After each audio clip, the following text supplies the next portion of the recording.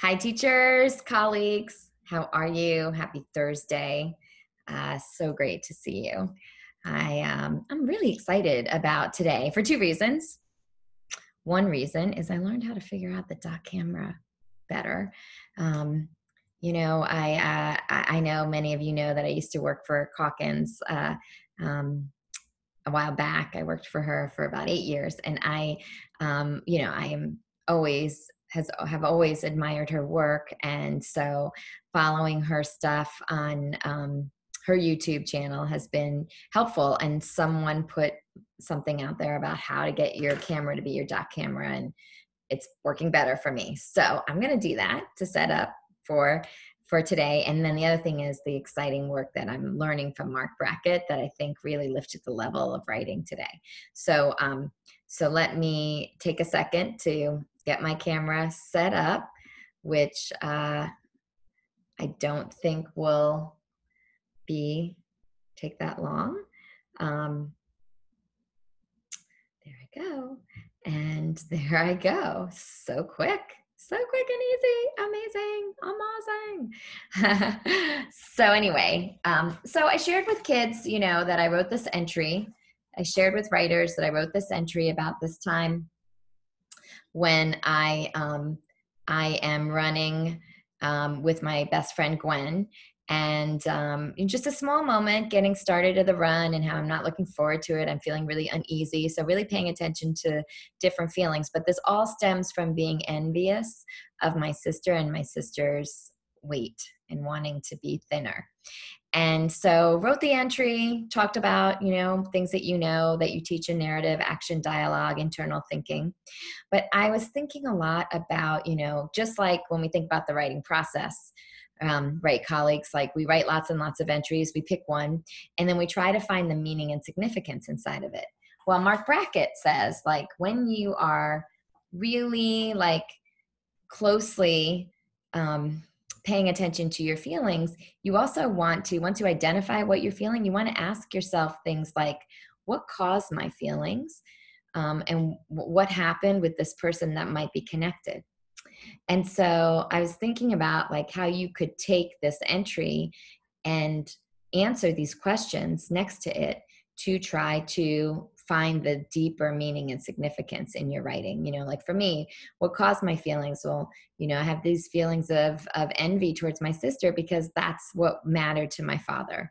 And so I think causing these feelings came from my dad, and my dad calling me chubby. I could write all of that over there, imagining it as I'm writing it in the air.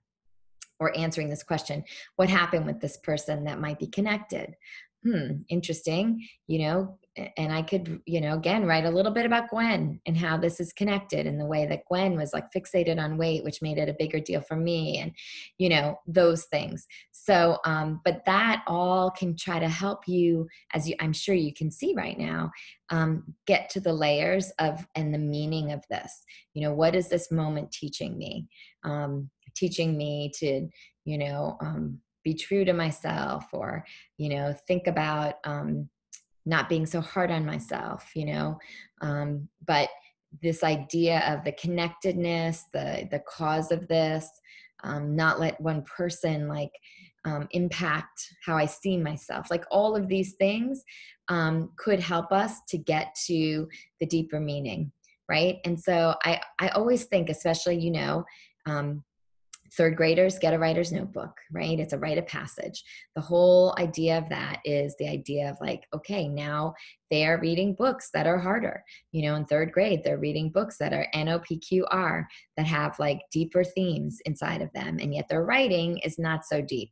So the idea of really, and it's hard, it's hard for kids to get to those places of depth. And I think the more that they are more precise around the feelings that are happening, and those feelings, how they change, how they grow, and then studying those feelings and what caused them, why are they connected, can be another strategy around what lesson are you learning here in this moment.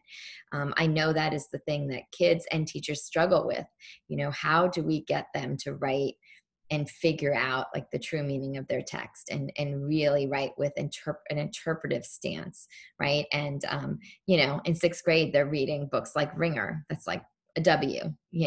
So there are so many issues inside of that, and lessons that learn and you can learn, and themes inside of it. We need the same in their writing, especially when they get to be in fourth, fifth grade and beyond.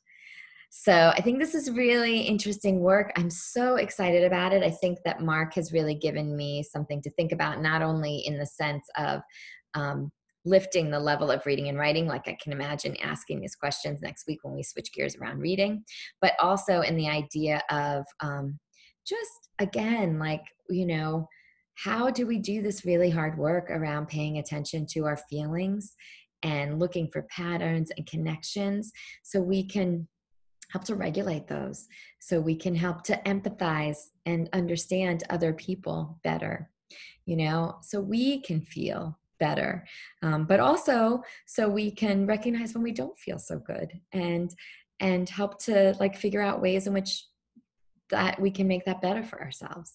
So I think all of these things are creating like just better human beings, and what's better than that, right?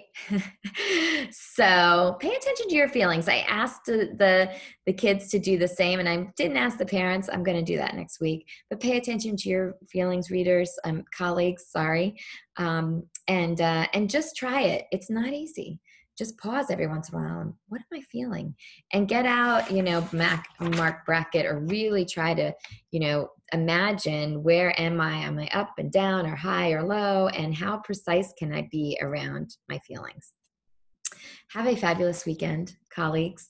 I know I will. It's my birthday. My daughter's like trying to make it really special, which means the world to me. When your kids do something for you, you're like, what? Is this really happening? Anyway, yeah, so have a great weekend though. I hope the weather is fantastic for you. And I miss you. I love you. Take care.